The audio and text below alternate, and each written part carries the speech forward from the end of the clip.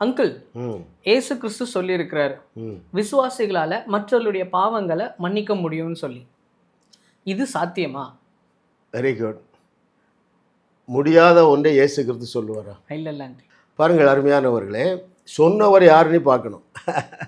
அவர் தீர்க்கதரிசியோ, ஏசாயா, எரேமியா தீர்க்கதரிசி அல்ல, பவுலும் அல்ல, இயேசு கிறிஸ்துவே சொல்லுகிறார். என்ன சொல்லுகிறாரு?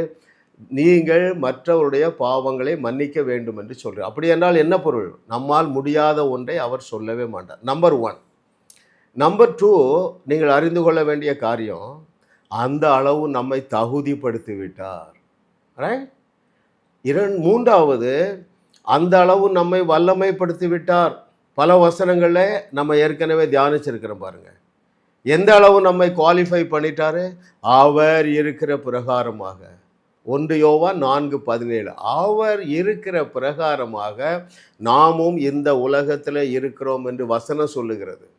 எந்த அளவு நம்மை வல்லமைப்படுத்தி இருக்கிறார்? அவர் செய்ததை விட பெரிய அற்புதங்களை செய்ய முடியாது. இன்னும் அவர் என்ன செய்தார்?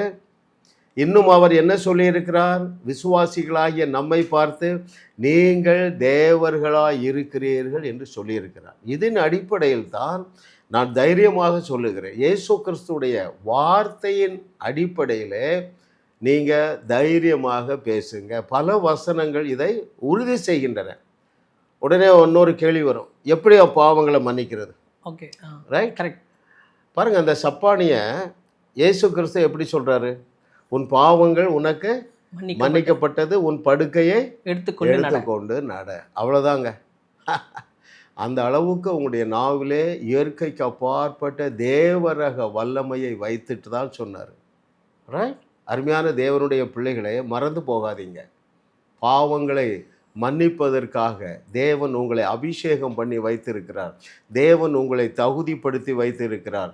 தேவன் உங்களை வல்லமைப்படுத்தி இருக்கிறார். மாத்திரமல்ல, அவர் உங்களை தேவர்களாகவே வைத்திருக்கிறார். என்றைக்கு நீங்கள் இதை ஏற்றுக்கொள்ள போகிறீர்கள்? அவர் சொல்கிறார் பாருங்க, யோவான் 10வது அதிகாரம் 34 மற்றும் 35 சொல்கிறாரு, இவர்கள் நீங்கள் தேவர்கள் என்று சொல்லிட்டு 35வது வசனத்தில் சொல்லுகிறாரு, இந்த வார்த்தை தவறாததா இருக்கிறது என்று சொல்லுகிறார். ரைட்? ஐயா, பரலோகம் எப்படி இயேசு கிறிஸ்துவை நம்பி இருந்ததோ அதை போல 21வது நூற்றாண்டில் விசுவாசிகளாகிய நம்மை நம்பி இருக்கிறது. எழுந்திருங்க, அவருடைய வார்த்தைக்கு கீழ்ப்படியுங்க, அவர் செய்ததையும் செய்யுங்கள், அதை விட பெரிய அற்புதங்களையும் செய்யுங்கள். உங்களையும் வாழ வைத்து உங்கள் மூலம் உலகத்தையும் வாழ வைக்கவே தேவன் எங்களை கிருபையாக அழைத்துள்ளார். விடுதலை பெறவும் சுகத்தை அனுபவிக்கவும் தொலைபேசியில் எங்களோடு தொடர்பு கொள்ளுங்கள்.